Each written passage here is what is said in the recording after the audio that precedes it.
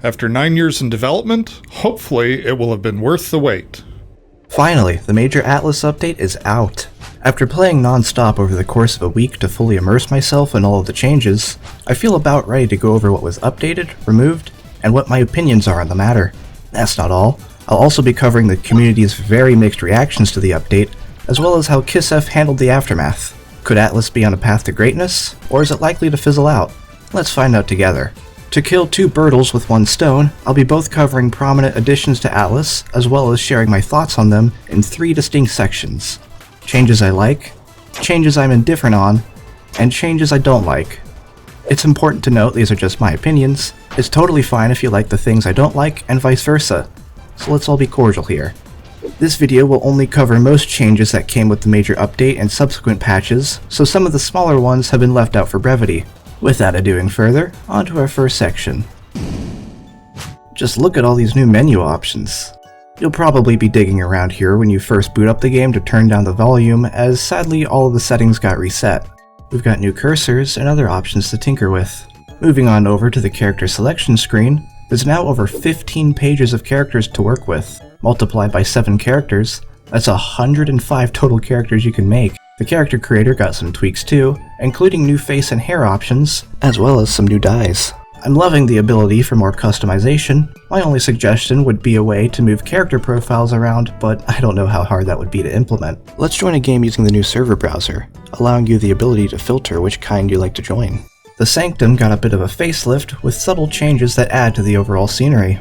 The library tower has an atmospheric fog, an empty courtyard zone was added, and an elite training dummy was placed in Enoch's chambers. The world outside the Sanctum got an even bigger facelift. They're much larger, with more distance between zones, making ample use of the new terrain system. More on the terrain system later. It's not in this section. Within these zones are plenty of fishing spots, new points of interest, and spots to explore. One of the first you may stumble upon is this chapel containing a new dye salesperson and this lady named Zula. Her character design is very cool, and she uses the phrase all but correctly, which is why she's an S tier character for me. The way zones branch off of each other have been shuffled around a little bit, which makes exploring both a little more confusing, but more natural. We've got new zones too, like the Redwoud zone, that connects off of the Gate of the Moon.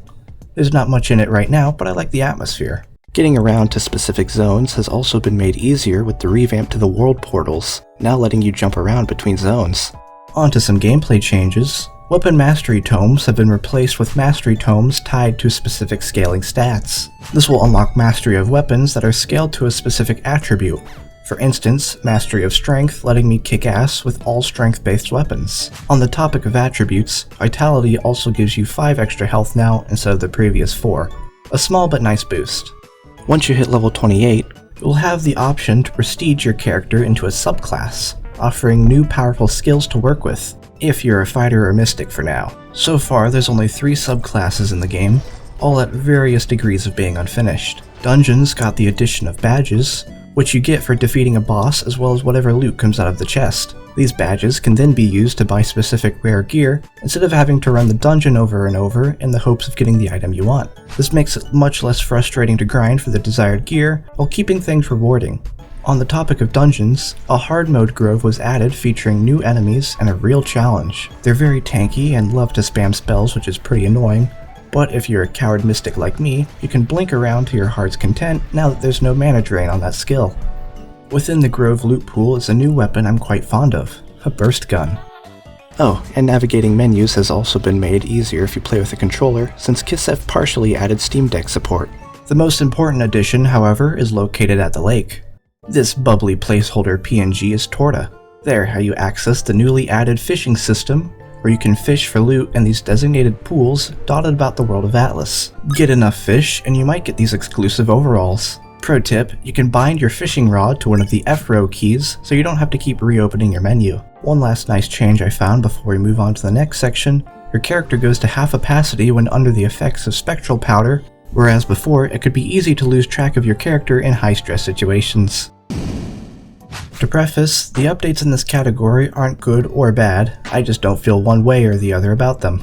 Maybe I'm so conflicted that it wouldn't be right to lump them in with any one category. Anyways, I want to circle back to what I said earlier about the new terrain system. The smoother terrain can look nice at times and add to the environment, but when it comes to steep slopes and elevations, it introduces a lot of ugly texture warping and stretched polygons. It's also trivially easy to jump out of bounds now, and the smoothness can make places feel samey. In my opinion, a good fix to this would be to have the new terrain system be primarily used for the floor, while keeping the solid walls for the outer edges of the map as seen in the old zones. And with some zones being changed, we've lost the Woodreach Pass, and the Effold Terrace is no longer a requirement to get to the Crescent Keep, now only being necessary for the Slime Diva quest. Now there was a zone added with the introduction of the Trial of the Stars, a vertical parkour challenge to test your platforming skills. It's a very difficult and unforgiving climb, and when the update first came out there were no checkpoints. Thank goodness that got changed in a patch because scaling the trial took me an hour my first run through.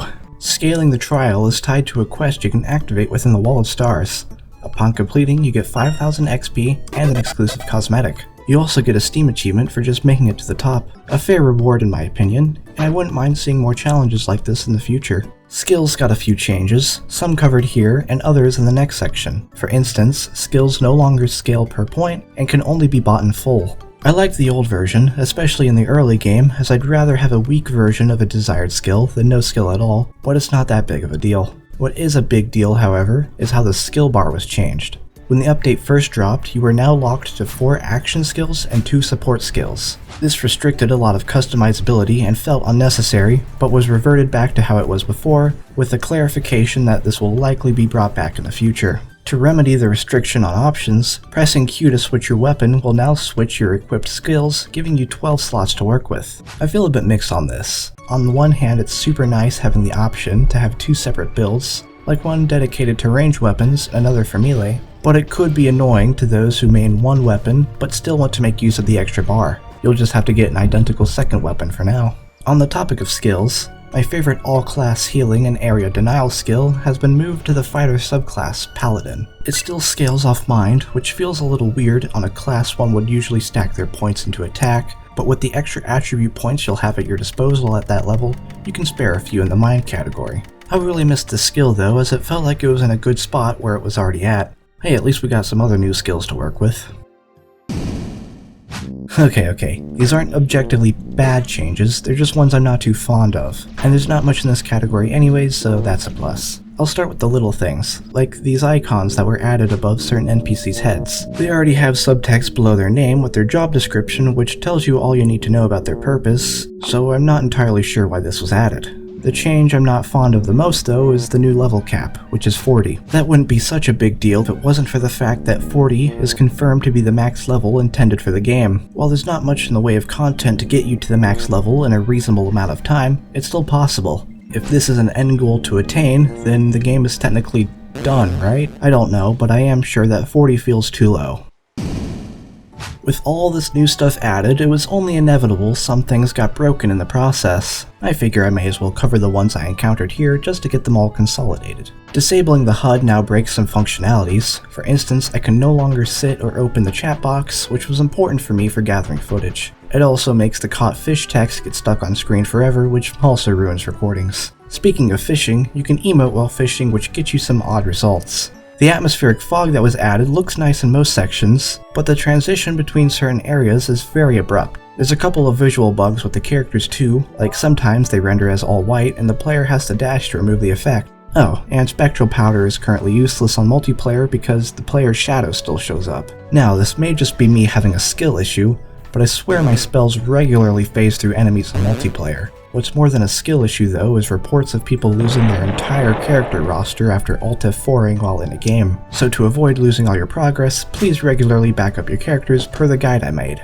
When trying to open the server hoster's Steam profile, it errors out, but it doesn't happen with anyone else. Now, I've been described as a little unhinged, but I swear I can hear things in the wall. I'm not the only one seeing that, right? I am. Yeah, for some reason I would see invisible enemies and random globs of ground floating in the sky. I'm not quite sure what causes this bug, maybe because I was hosting a server. No matter what zone I was in, I would see this stuff. Kiss F, please fix. Well, that about sums all the major stuff that was added to ATLYSS, and my own thoughts on it, but what was the community's reaction? Oh. Yeah, so the update went about as smooth as sandpaper. The community was very divided, one side arguing that too many people have become accustomed to things that were changed or replaced with half-baked content, and the other side defending ATLYSS every change like it was holy. I believe the truth of the matter is in the middle. The bottom line is, ATLYSS is still in early development. That means things are subject to change, and we should expect that for the foreseeable future. The fact the update took 7 months to come out was a misstep, but as ATLYSS stated in a follow-up response, this will not be the case going forward. We're likely to see much more frequent and hopefully complete updates as the game continues to evolve. All we have to do is continue waiting patiently and give constructive feedback where we can. It's okay to not like certain things and to voice that opinion, and it's not okay to harass what is pretty much a one-man dev team. And on the opposite end, it's also not very productive to hail everything ATLYSS does as absolutely amazing. It's okay to criticize things and seek improvements where possible. That's how the most progress gets made. I feel like ATLYSS is at a crossroads right now. With all that's gone on in the past few weeks and the hard lessons learned, only time will tell if ATLYSS sticks to his word or the game slowly fades into obscurity. I'm placing my bets on the first option. If you want to follow along the development of ATLYSS and how the general player base is handling things, as well as hearing my hopefully balanced takes, please subscribe. See ya.